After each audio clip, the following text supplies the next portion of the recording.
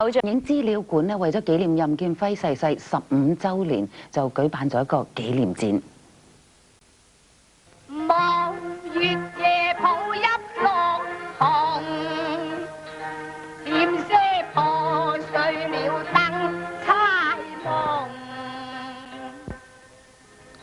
粵劇名伶任劍輝喺演藝界風魔咗大半個世紀，今年係任姐逝世15週年。紀念活動排山倒海，但係放映重溫戲寶嘅時間表都要個半月。喺依23套戲中，其中一出散失多時嘅大紅袍，最近喺美國揾返，任姐迷當然爭相撲飛。而喺電影分享會上，影迷對戲內任姐嘅一舉手一投足，至今仍然津津樂道。夫人，你莫衝動一時，應世相話。佢係你親生不育，何引是一殘傷？佢嗰幾下散錘做手，哇！嗰個戲咧真係一個小武嚟，佢嗰個關目同埋每一個位咧交得好足㗎。余麗珍講咩，佢都有個關目去相應。任姐嘅風采亦都觸動到年青一輩嘅演藝人。然後頭先睇佢同 Bobo 做嗰個係《飛夢奇緣》。即係傻咗之後嘅嗰種昂直，你望埋去你就自然會俾佢感染到。佢講兩句對白，你啲眼淚都會跟住。就算佢唱一段嘢做手啊、眼耳口鼻啊，佢都識會做戲咯。咁呢樣嘢係值得我哋去欣賞佢。咁我本人去學戲都係因為任姐，我係好中意睇任姐咯。任劍輝13歲跟姨媽小叫天學戲，其後成為文武生。佢反轉後瀟灑不凡，亦都冇一點脂粉氣，善於扮演痴情書生同戇直傻仔，吸引唔少普羅大眾，特別係一班馬姐影迷，所以贏得戲迷情人嘅稱號。佢掌握到男人好多唔同嘅性格，文武都有啦。咁例如話佢《帝女花》咁，佢演到個周世顯個駙馬咁剛烈，喺風流嗰啲情節裏邊，佢盡量做到呢樣嘢。當我去到殉國要忠烈嘅時間，佢嗰個大丈夫嘅氣勢係出得到。上會旁相知有樹，透露帝女香。咁所以佢做戲咧，我哋一般嘅感受咧，好直嘅，絕不矯揉造作。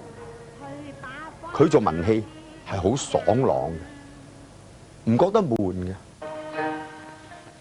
任姐一生演過300幾部電影，佢曾經亦同多位正印花旦、芳艷芬、余麗珍、羅艷卿等合作過。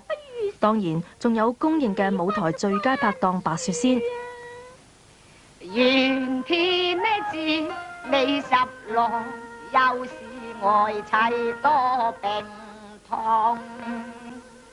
其後，才子編劇唐迪生加盟仙鳳鳴，提升咗任白戲曲嘅文學價值，炮製咗多部傳頌經典之作。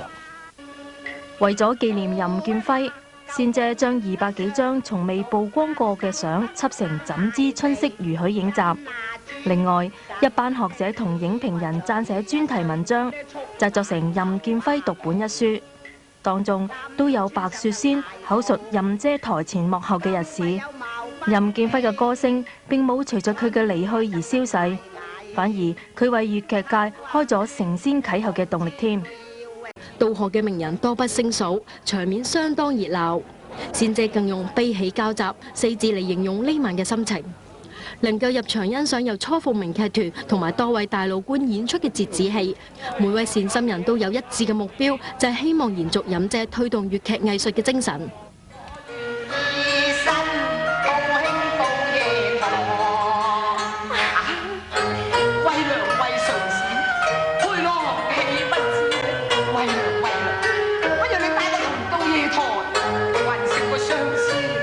深情到任姐。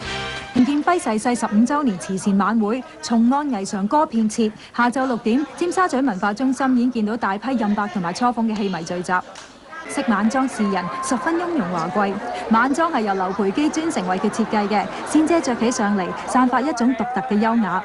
仙姐進入會場之後，閃光燈一直都冇停過。仙姐亦都有求必應，足足企響度10幾分鐘，仲以任白以前着過嘅戲服做背景。仙姐對任姐嘅懷念之情從不休止。尋晚出席嘅名人嚟自各界，政界嘅代表包括有李麗娟、黃奕明、張敏儀、劉千石同埋葉樹坤，而演藝界嘅代表呢，就有成龍大哥、Lisa 姐、劉松仁同埋倫永亮等等嘅。尋晚重踏台版嘅龍劍生同寶珠姐及梅雪詩合共演出2段任白戲寶、再世紅梅記折子戲，分別係折梅巧遇同脫淨舊陪。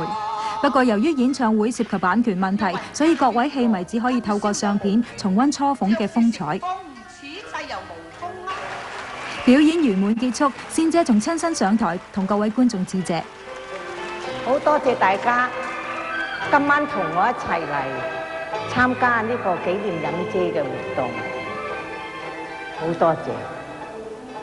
時間真係過得快，真係光陰如箭，似水流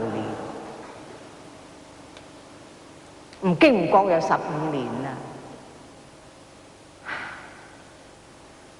好多我嘅好朋友，佢時時都好關懷我、安慰我、陪伴我。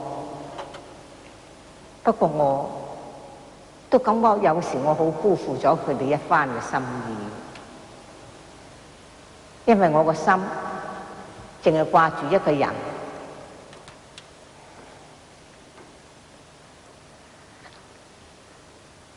就算呢個人唔喺度，呢度都係永永遠遠留返俾過佢嘅。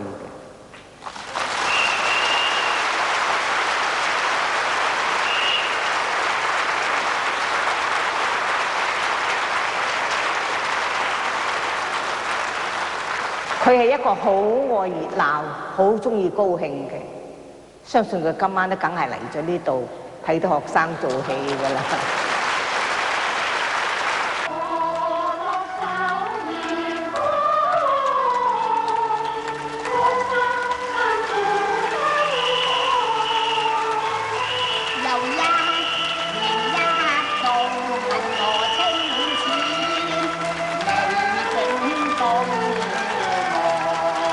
為咗紀念飲姐逝世15週年，尋晚仙姐舉行一個慈善晚宴，仲以飲姐生前嘅照片做佈置。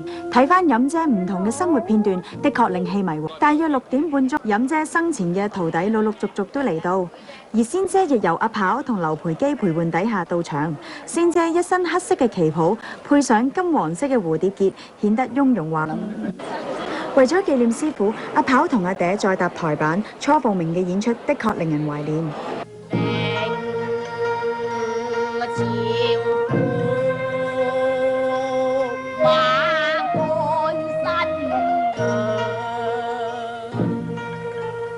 飲姐逝世15週年，有連串嘅紀念活動，為印巴慈善基金籌款。紀念集由仙姐口述，記載咗飲姐同仙姐多年嚟嘅演出同生活上嘅往事。阿跑同阿嗲代表師傅仙姐出席今次呢一個新書首發儀式。佢哋呢一種堅持，我哋永遠都唔會唔記得嘅。